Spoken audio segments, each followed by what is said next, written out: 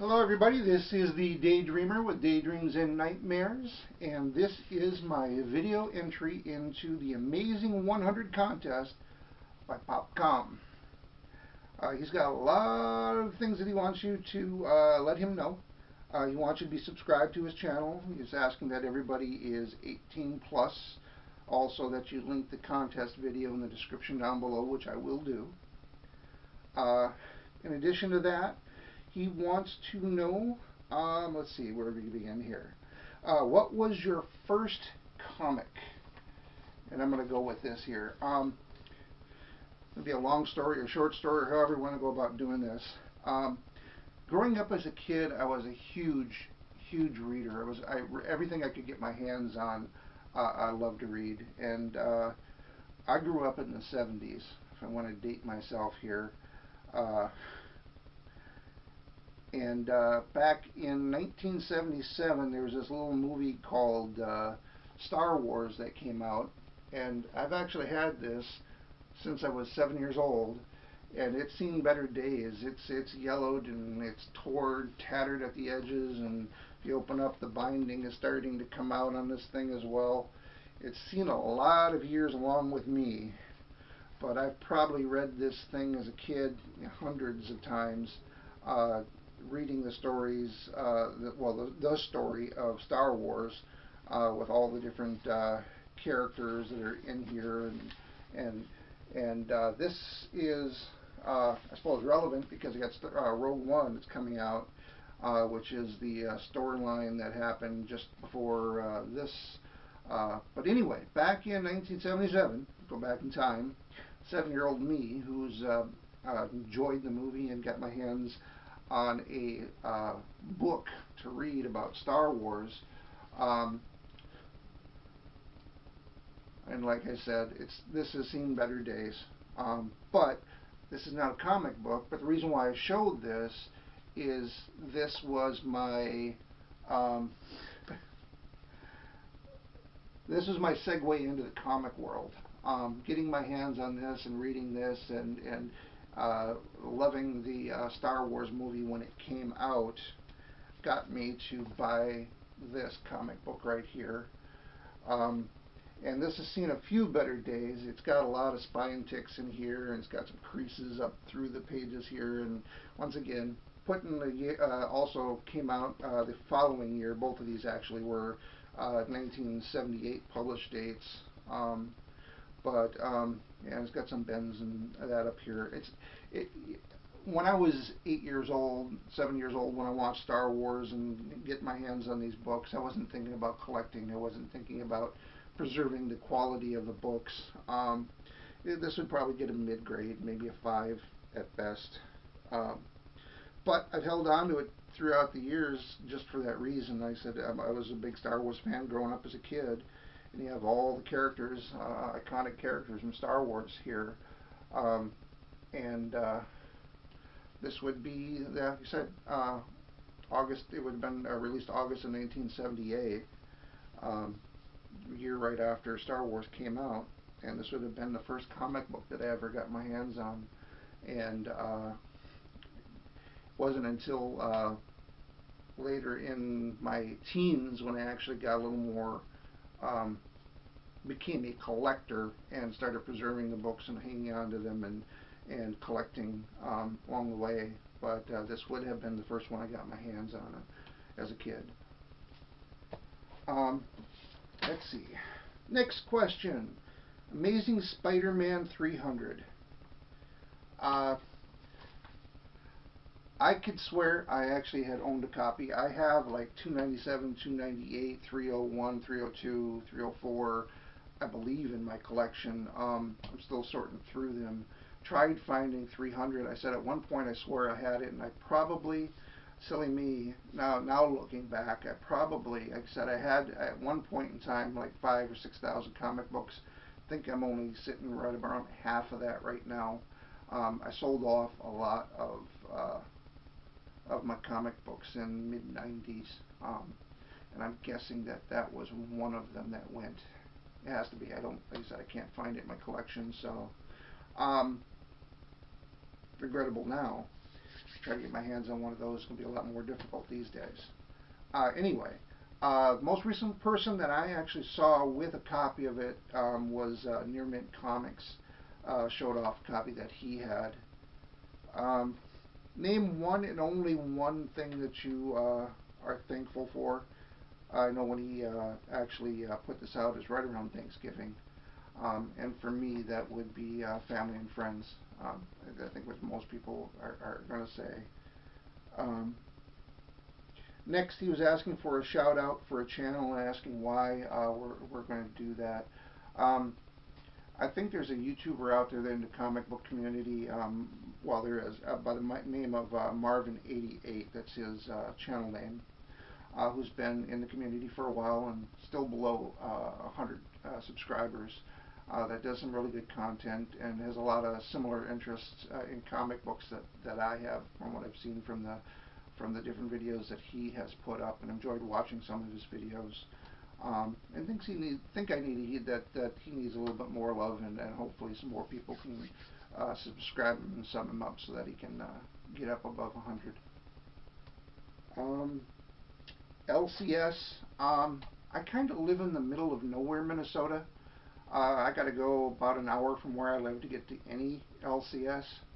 So I really don't have a favorite. I'm kind of rediscovering my comic books. I started kind of reevaluating what I had, and after watching all kinds of YouTube channels, resparked my interest in comic books.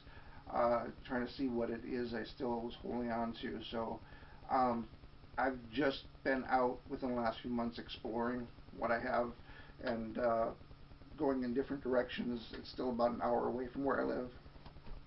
But there's a few that I go to, including, or have been to, relatively new place up by the cities, Twin Cities, and that's called New Issues Needed. Fairly new place. They don't really carry any back issues, which was one of the things I don't like, because I'm trying to fill some holes in my comic book collection as I'm rediscovering it. But getting new issues is a nice thing to get from them. And just around the corner from them is a half-price bookstore, which is a good place to try to find some decently priced comic books as well. And there's another place west of me called Double Play, which I kind of expected it to be, with a name like that, to be more sports collectibles and things like that, but they have a fairly decent back issue collection, and recently picked up some supplies from them for bagging and boarding my books, so I may be back and checking them out as well. Next question. So we move on and make sure this isn't too long. Most non-comic pop prize possession. Here's where I'm going to go with this, and I really, every time I get on this subject, I really am it's a very difficult thing to say, because I don't want people to feel that they need to be sympathetic to what I'm about to say, or feel sorry for me, or I'm not looking for any pity. But it's the truth of the matter. When I was in college, in my junior year of college, I found out in the middle of the night that my father, my stepmother, and one of my younger sisters had passed away. Our home had burned down, and the reason why I mention this is asking what my most prized possession is in the aftermath of dealing with that. We went to what was left of the house, and there was nothing left to salvage. And so, for me, a lot of the things that were there at the house would include, and I've managed to get my hands on some, through the years and through relatives, pictures that are from my childhood and my father and my stepmother and of even my sisters and myself when we were young, because a lot of those pictures from my father, my stepmother, and them, like I said, there was nothing left to recover. So something as sentimental as photographs and memories from my family are this, like you said, being able to actually have some after something like that is what makes this such a prized possession. Is some of these pictures that I have of my family that because of a circumstance like that are hard to recover unless somebody else had copies of them, or I already had copies myself prior to the incident. But anyway, like I said, I'm not comfortable sharing that most of the time because that is the natural reaction for everybody else, is to suddenly, oh, like I said, it's been 20 years. I've mourned, and I miss them. You will. But like I said, if you want an honest answer, like I said, that is what it is those pictures of family that were lost, that have managed to, like I said, from other family members that had copies of those that we've managed to be able to recover, because there was nothing left to recover from the house. And on to something else. Let's see. Wants to know what my hobbies are beyond all the geeky stuff.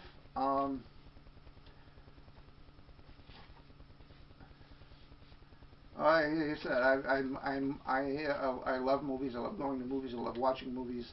Um, but like I said, once again, we fall into the realm of that. Going beyond, I love to cook. I love going out to nice restaurants. I bought a book a few years ago and would love to be able to do more of it, especially during the winter.